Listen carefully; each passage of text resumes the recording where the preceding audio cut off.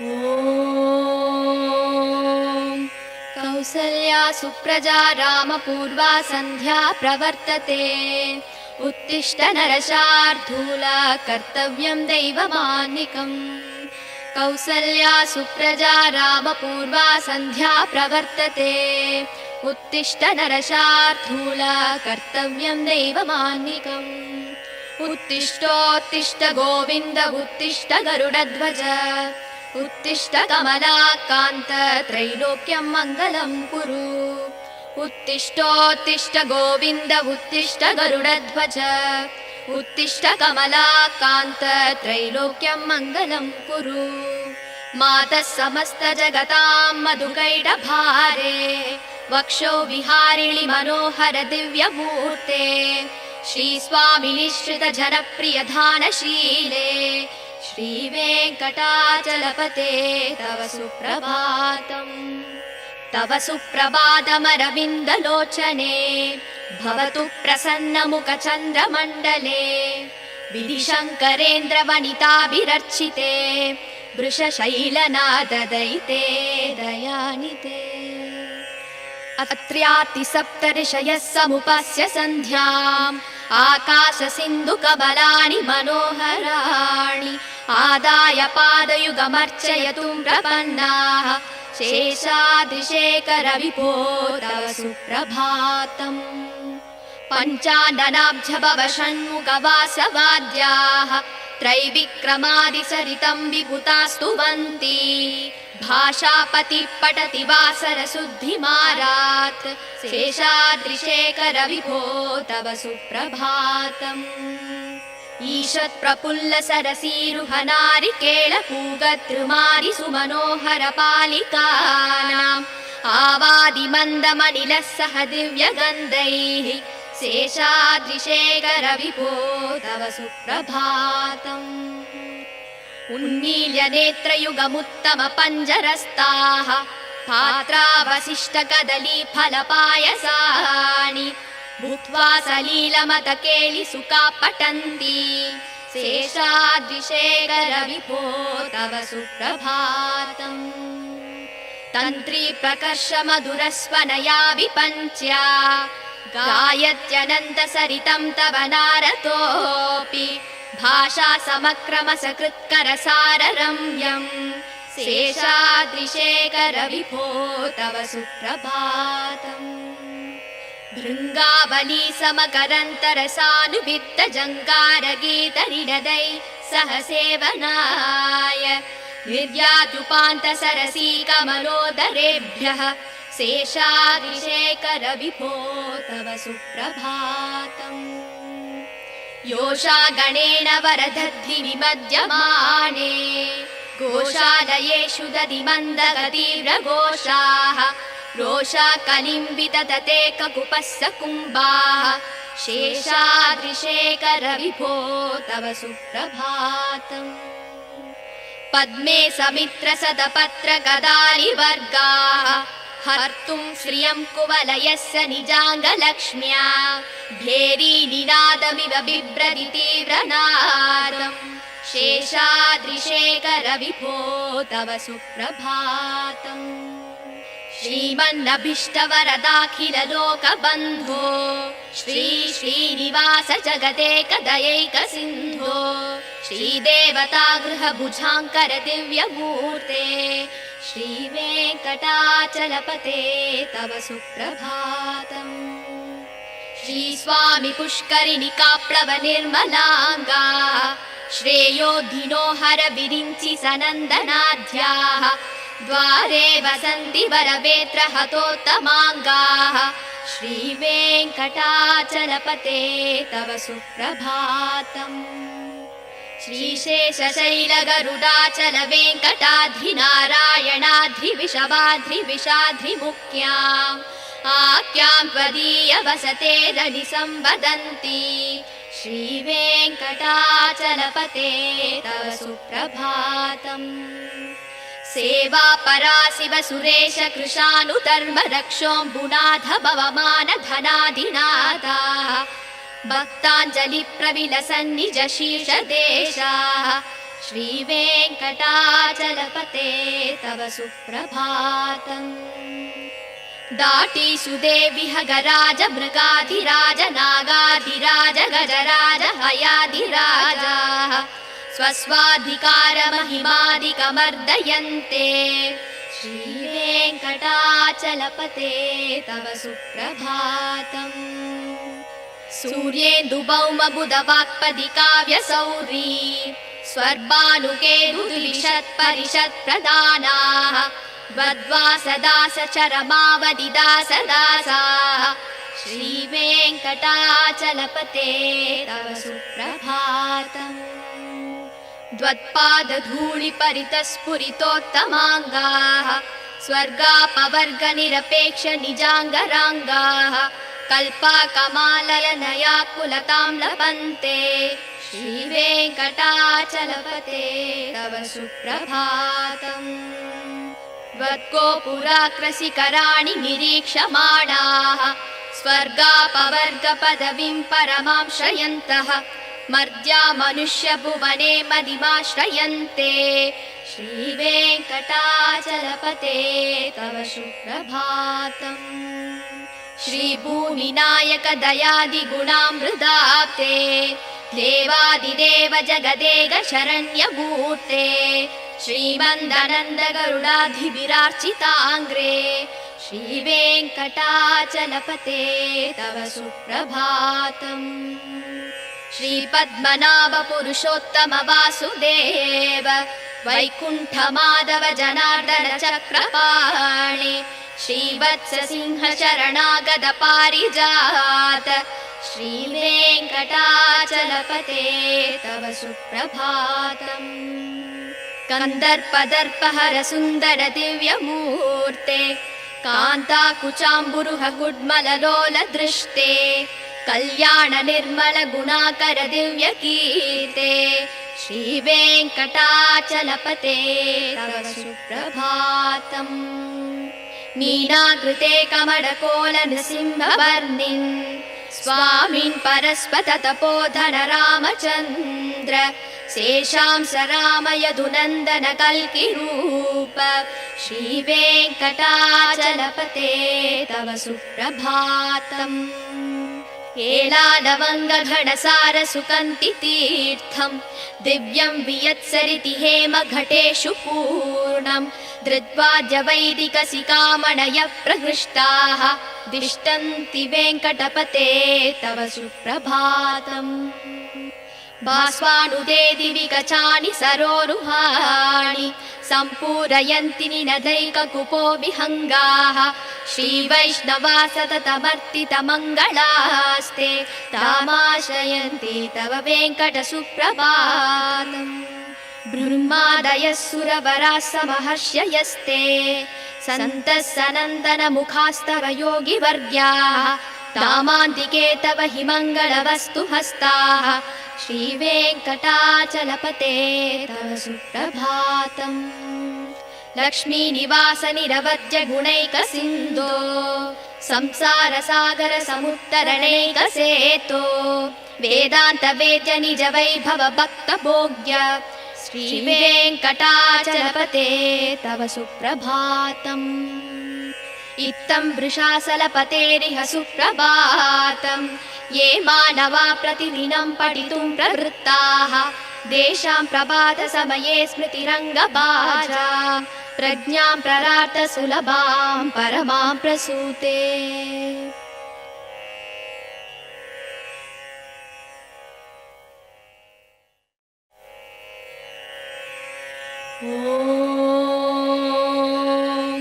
कौसल्या सुप्रजा रामपूर्वा सन्ध्या प्रवर्तते उत्तिष्ठ नरशार्दूल कर्तव्यं दैवमान्निकम् कौसल्या सुप्रजा रामपूर्वा सन्ध्या प्रवर्तते उत्तिष्ठ नरशार्दूल कर्तव्यं दैवमान्निकम् उत्तिष्ठोत्तिष्ठ गोविन्द उत्तिष्ठ गरुडध्वज उत्तिष्ठ कमलाकान्त त्रैलोक्यं मङ्गलं कुरु उत्तिष्ठोत्तिष्ठ गोविन्द उत्तिष्ठ गरुडध्वज उत्तिष्ठ कमलाकान्त त्रैलोक्यं मङ्गलं कुरु मातः समस्त जगतां मधुकैटभारे वक्षो विहारिणि मनोहर दिव्यमूर्ते श्रीस्वामि निश्रित जनप्रिय धानशीले श्रीवेङ्कटाचलपते तव सुप्रभातम् तव सुप्रभातमरविन्दलोचने भवतु प्रसन्नमुखचन्द्रमण्डले विधिशङ्करेन्द्रवनिताभिरर्चिते वृषशैलनाददयिते दयानिते अत्र्यातिसप्तऋषयः समुपस्य सन्ध्याम् आकाशसिन्धुकबलानि मनोहराणि आदाय पादयुगमर्चयतुं प्रपन्नाः शेषाद्रिशेखरविभो तव सुप्रभातम् पञ्चाननाब्जभव षण्मुखवासवाद्याः त्रैविक्रमादिसरितं विभुतास्तुवन्ति भाषापति पठति वासरशुद्धिमारात् शेषाद्रिशेखरविभो तव सुप्रभातम् ईषत्प्रफुल्ल सरसीरुहनारिकेळपूगद्रुमादि सुमनोहर पालिकानाम् आवादिमन्दमनिलः सह दिव्यगन्धैः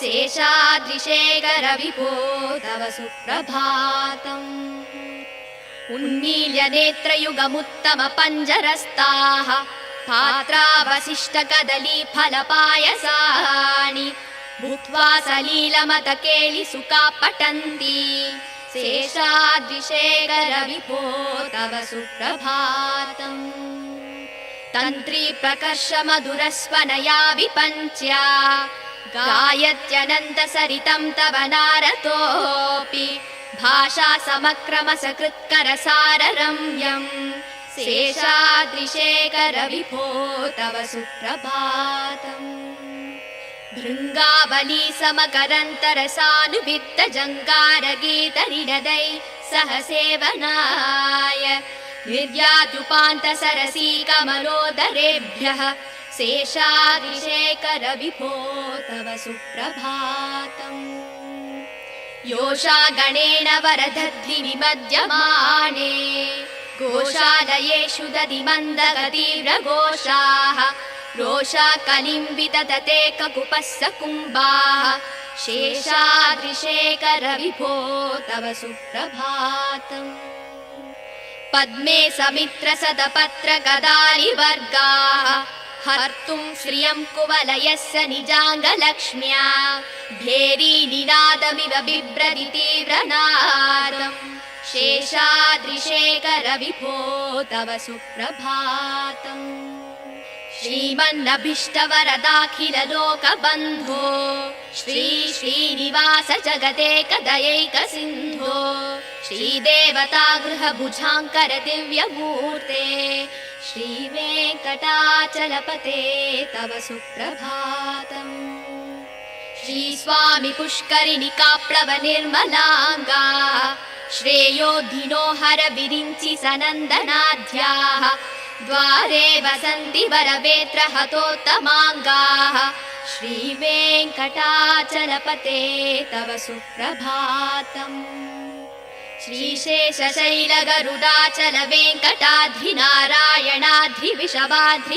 श्रीशेषशैलगरुडाचलवेङ्कटाद्रिनारायणाद्रिविषवाद्रिविषाद्रिमुख्याम् आख्यां त्वदीय वसते रनिसंवदन्ति श्रीवेङ्कटाचलपते तव सुप्रभातम् सेवा पराशिव सुरेश कृशानुधर्म रक्षोऽम्बुनाथ भवमान धनाधिनाथाः भक्ताञ्जलि प्रविलसन्निज शीर्षदेशाः श्रीवेङ्कटाचलपते तव सुप्रभातम् दाटीषु देविह गराज मृगाधिराज नागाधिराज गजराज हयाधिराजाः स्वस्वाधिकारमहिमादिकमर्दयन्ते श्रीवेङ्कटाचलपते तव सुप्रभातम् सूर्येन्दुभौमबुधवाक्पदिकाव्यसौरी स्वर्भानुकेतुलिषत्परिषत्प्रदानाः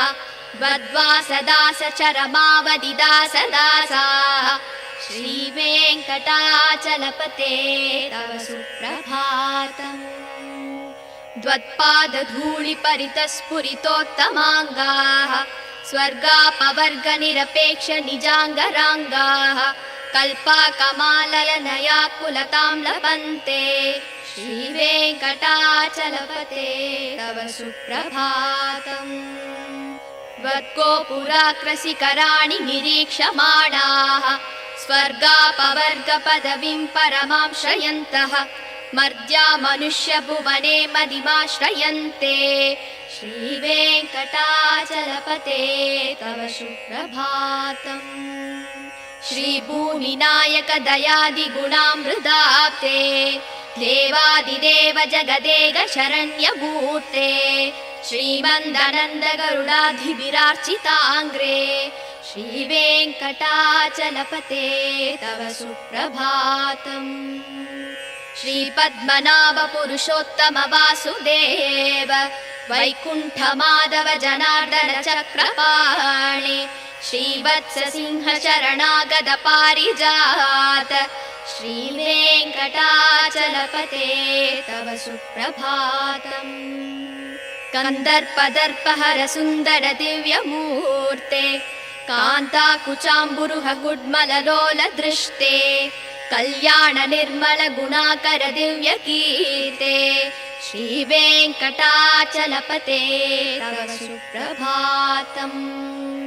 मीनाकृते कमलकोल नृसिंहवर्णिन् स्वामिन् परस्पत तपोधन रामचन्द्र शेषांस राम यदुनन्दन कल्किरूप।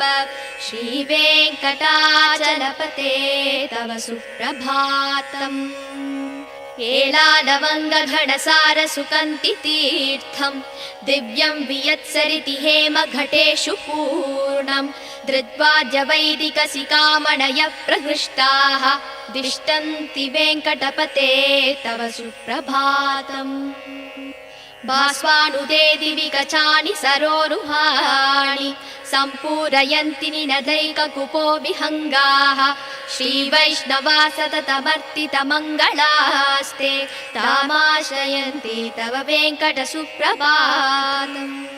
ब्रह्मादयः सुरवराः समहर्षयस्ते सन्तः सनन्दनमुखास्तव योगिवर्ग्याः तामान्तिके तव हि मङ्गलवस्तु हस्ताः। श्रीवेङ्कटाचलपते तव सुप्रभातम्। लक्ष्मीनिवास निरवद्य गुणैकसिन्धो संसारसागर समुत्तरणैकसेतो वेदान्त वेद्य निज वैभव भक्तभोग्य। श्रीवेङ्कटाचलपते तव सुप्रभातम्। इत्थं वृषाचलपतेरिह सुप्रभातम्। ये मानवा प्रतिदिनं पठितुं प्रवृत्ताः तेषां प्रभातसमये स्मृतिरङ्गभाजा प्रज्ञां प्ररार्थ सुलभां परमां प्रसूते।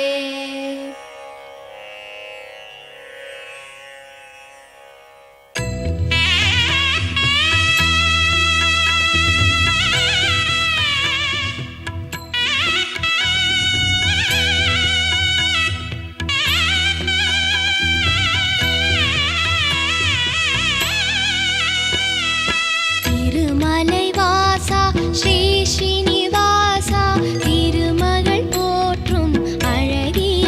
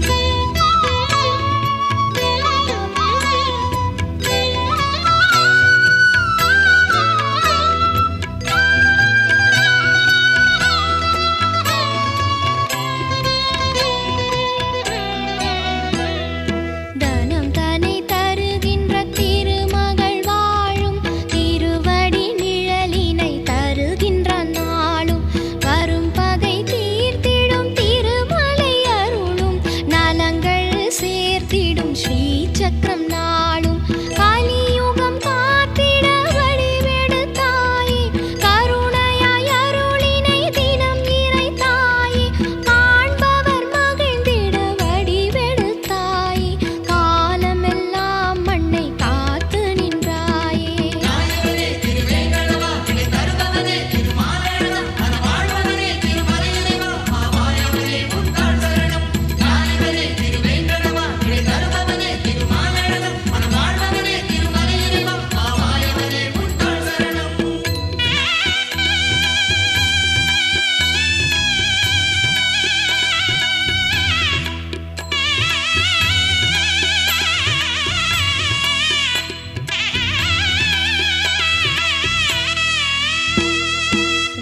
வேங்கடமலையை நாம் நினைத்தாலே வேதனை மறையும் அவன் நாமத்தாலே செல்வங்கள் பொழியும் வான்மழை போலே தினம் அவன் மலரடி தொழுது வந்தாலே ஆயிரம் சூரியன் ஒளியென நீயும் மலைகளில் திகழ்ந்தாய் மகிமைகள் அறிந்தோம் மாயனே உன்னடி சரணங்கள் ஐயா மாதவனே உந்தன் நாமங்கள் மறவேன்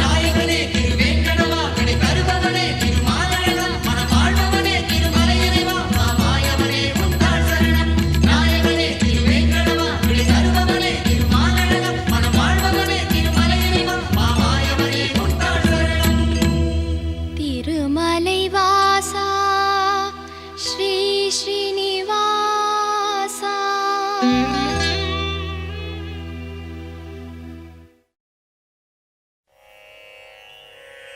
கமலம் மலர் மேல் வசிக்கும் மகளே உறைவாள் பெருமாள் திருமார்பினிலே திகழும் நல் குங்குமம் மேனியனே விஜயீ பவ வெங்கட சைலபதே கமலம் மலர் மேல் வசிக்கும் மகளே உறைவாள் பெருமாள் திருமார்பினிலே திகழும் நல் குங்குமம் மேனியனே விஜயீ பவ வெங்கட சைலபதே கமலம் இதழ்போல் நல் கண்ணுடையான் கடல் மேல் உரை பஞ்சனை கொண்டவனே நலங்கள் தரும் செல்வம் எல்லாம் தருவாய் திருவேங்கடனே என்னை காத்தருள்வாய் எழில் பிரம்மனுடன் சிவன் ஆறுமுகன் எனும் தெய்வம் எல்லாம் உனை போற்றிடுவார் இறைவா தலைவா திருவேங்கடவா ரிஷசைலபதே என்னை காத்தருள்வாய் எலை தீண்டிடும் வல்வினை தீவினைகள் பல நூறு தவறுகளின் துயர் நிலைகள் யாவும் தீண்டிட உனை நாடுகிறேன் தயவை தந்தென்னை காத்தருள்வாய் உயர் வேங்கட மாமலை மீதினிலே வரம் யாவும் தருகின்ற வள்ளலும் நீ மறைகள் போற்றும் பரம்பொருள் மறவேன் உனையின்றி தெய்வம் இல்லை குழலின் ஒளியால் பல நூறு கோடி அழகிய கோபியர் கண்டவன் நீ பல நூறு கோடி மதனின் அழகை வசுதேவன் மகன் உனை அறிவேனே ரகுகுல திலகா தசரதன் மகனே விலையேந்திய வீரனின் ரகுநாயகன் ராமா என்னும் பெயரால் என்னை காத்தருள் செய்யும் கருணை கடலே பூதேவியின் மகளாம் சீதையினை பூங்கரந்தனை பிடித்த நாயகனே தென் இலங்கை நரக்கனை மாய்த்தவனே உன் மலர் எனும் திருவடி சரணமையா நல்வீரமும் முகமும் நல்குணமும் இரு தோளழகும் தினம் கொண்டவனே ரகுகுல தெய்வம் உன்னை அன்றி எந்தன் மனதினில் இனி ஒரு தெய்வமில்லை உன்னை அன்றி தெய்வம் இலை வெங்கடேஷா உன் நாமம் வேறின்றி ஏதுமில்லை ஸ்ரீனிவாசா ஹரே வெங்கடேஷா அருள்வாய் அருள்வாய் மரவேன் வெங்கடேஷா விருப்பம் அருள்வாய் மனம் முந்தன் அடியை மறவாமல் இருக்க தினம் உன்னை தியானித்து நிற்கின்றேன் அதன் காரணத்தால் முந்தன் திருக்கோலம் எனக்கருள் செய்திடுவாய் பிரபு வெங்கடேஷா பிறவிகளால் ஏற்பட்ட தீவினையால் பிழைகள் 100 செய்தேன். மன்னித்தருள் மன்னித்தருள் சேஷசைல சிகாமணி.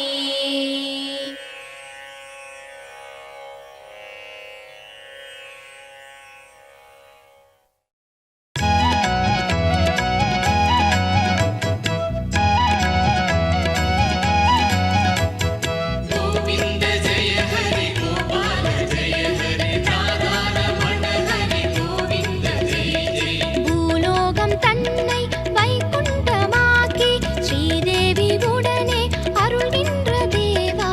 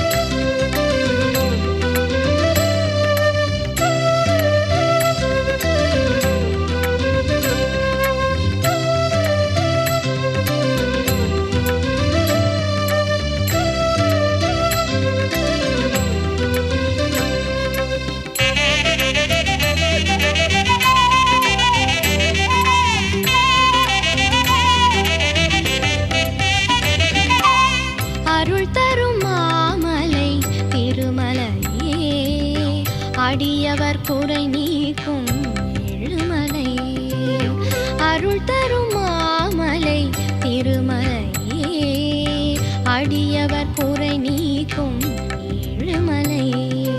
வருவோர்க்கும் தொழுவோர்க்கும் திருநாமம் துணை நிற்கும் அதுதானே திருவேங்கடம். தனம் யாவும் முனை சேரும் குலம் யாவும் தழை தோங்கும் தினம் பாடு திருமந்திரம். பல யுகங்களாய் முனை சேர்ந்திடும் அருள் தரும் மாமலை திருமலையே. அடியவர் குறை நீக்கும் ஏழுமலையே.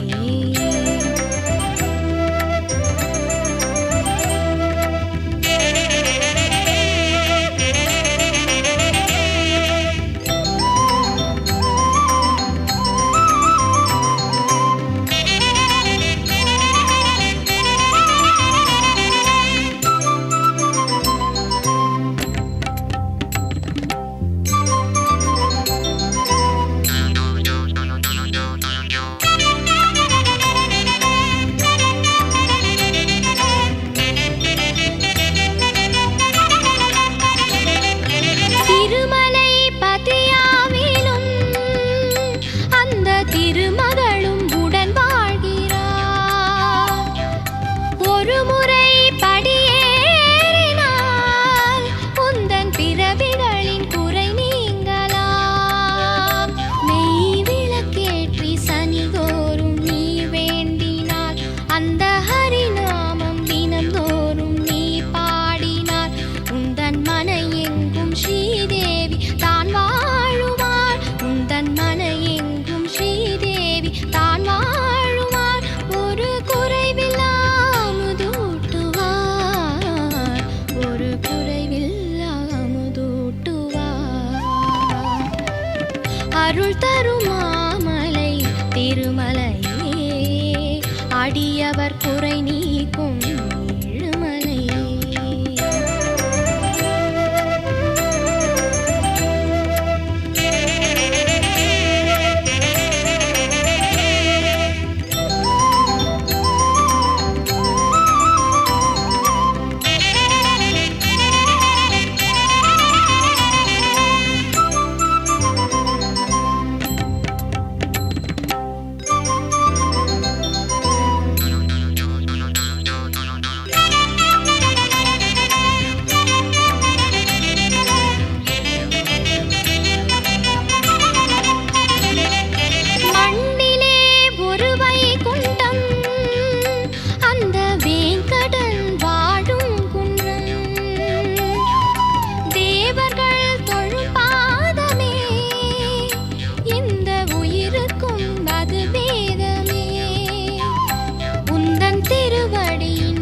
வேண்டி வரம் வேண்டுமே.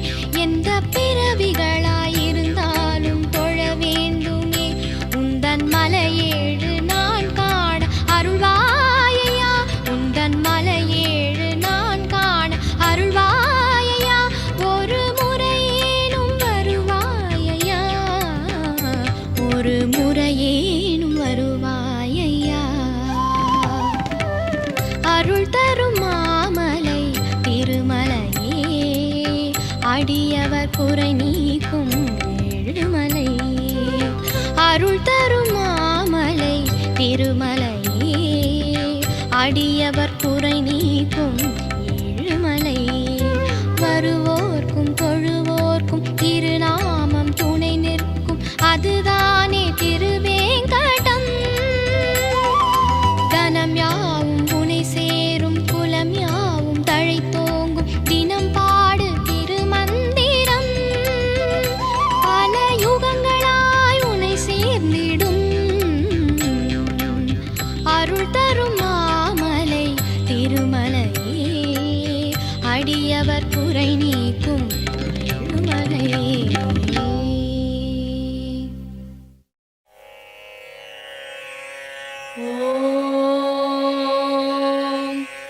कौसल्या सुप्रजा रामपूर्वा सन्ध्या प्रवर्तते. उत्तिष्ठ नरशार्दूला कर्तव्यं दैवमान्निकम्.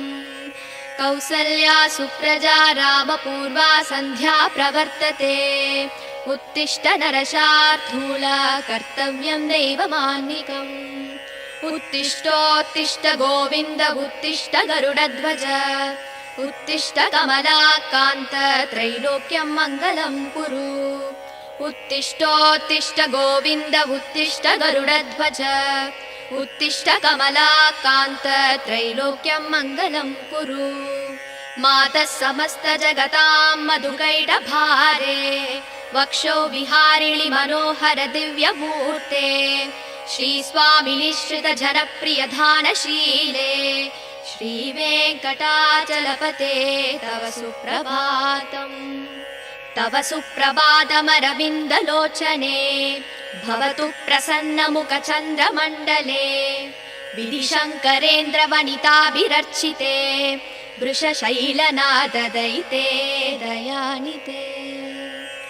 अत्र्यातिसप्तऋषयः समुपस्य सन्ध्याम् आकाशसिन्धुकमलानि मनोहराणि आदाय पादयुगमर्चयतुं प्रपन्नाः शेषाद्रिशेखर विभो तव सुप्रभातम् पञ्चाननाब्ज भव षण्मुखवासवाद्याः त्रैविक्रमादिसरितं विभुतास्तुवन्ति भाषापति पठति वासरशुद्धिमारात् शेषाद्रिशेखर विभो तव सुप्रभातम् ईषत् प्रफुल्ल सरसीरुहनारिकेळ पूगद्रुमारि सुमनोहर पालिकानाम् आवादिमन्दमनिलः सह दिव्यगन्धैः शेषाद्रिशेखर विभो तव सुप्रभातम् उन्मील्य नेत्रयुगमुत्तम पञ्जरस्ताः पात्रावशिष्ट कदली फलपायसानि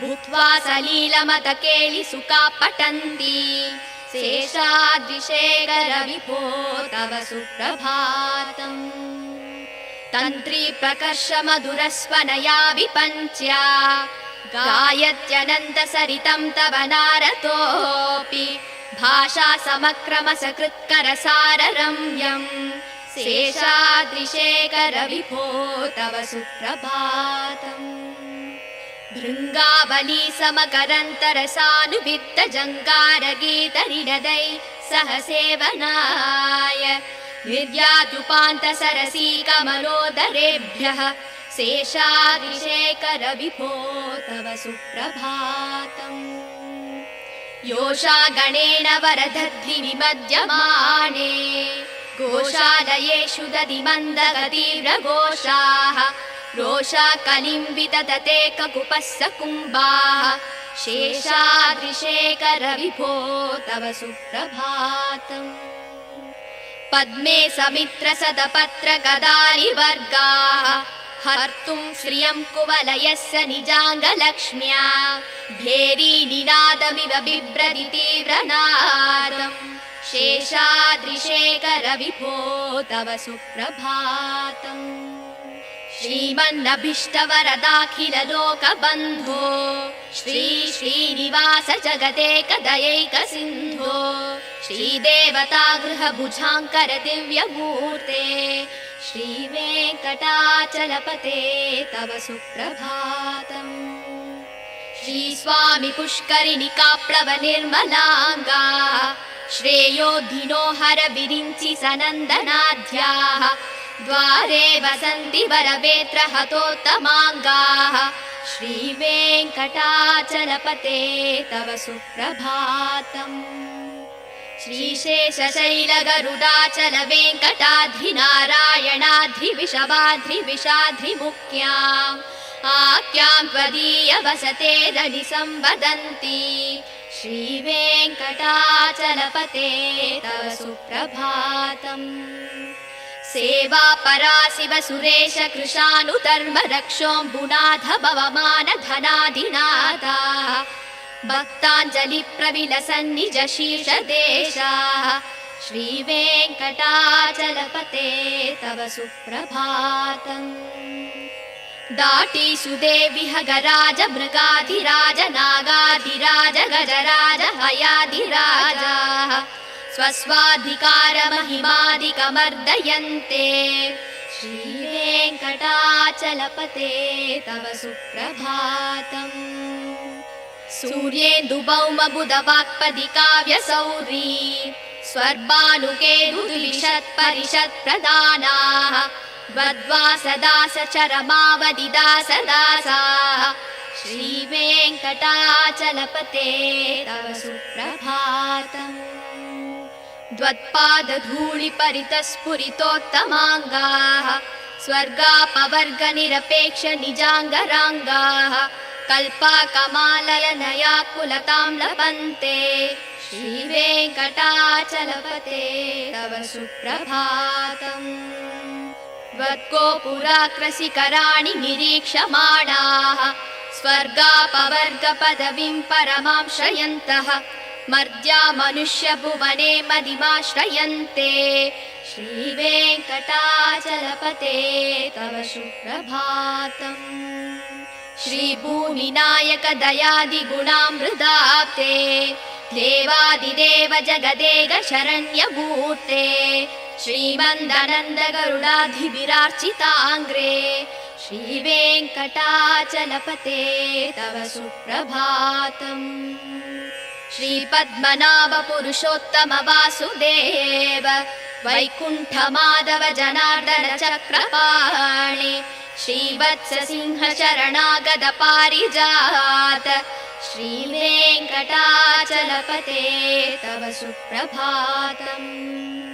कन्दर्पदर्पहर सुन्दर दिव्यमूर्ते कान्ताकुचाम्बुरुह गुड्मललोल दृष्टे कल्याण निर्मल गुणाकर दिव्यकीर्ते श्रीवेङ्कटाचलपते तव सुप्रभातम्। मीनाकृते कमलकोल नृसिंहवर्णिन् स्वामिन् परस्पत तपोधन रामचन्द्र शेषांस राम यदुनन्दन कल्किरूप श्रीवेङ्कटाचलपते तव सुप्रभातम्। एलालवङ्गघनसार सुकन्ति तीर्थं दिव्यं वियत्सरिति हेम घटेषु पूर्णं धृत्वाद्य वैदिकसिकामणय प्रहृष्टाः दिष्टन्ति वेङ्कटपते तव सुप्रभातम्। भास्वानुदे दिवि कचानि सरोरुहाणि सम्पूरयन्ति निनदैककुपो विहङ्गाः श्रीवैष्णवा सततमर्तितमङ्गलास्ते तामाश्रयन्ति तव वेङ्कटसुप्रभातम्। ब्रह्मादयः सुरवराः समहर्षयस्ते सन्तः सनन्दनमुखास्तव योगिवर्ग्याः तामान्तिके तव हि मङ्गलवस्तु हस्ताः श्रीवेङ्कटाचलपते तव सुप्रभातम्। लक्ष्मीनिवास निरवद्य गुणैकसिन्धो संसारसागर समुत्तरणैकसेतो वेदान्त वेद्य निज वैभव भक्तभोग्य श्रीवेङ्कटाचलपते तव सुप्रभातम्। इत्थं वृषाचलपतेरिह सुप्रभातम्। ये मानवा प्रतिदिनं पठितुं प्रवृत्ताः तेषां प्रभातसमये स्मृतिरङ्गभाजा प्रज्ञां प्ररार्थ सुलभां परमां प्रसूते।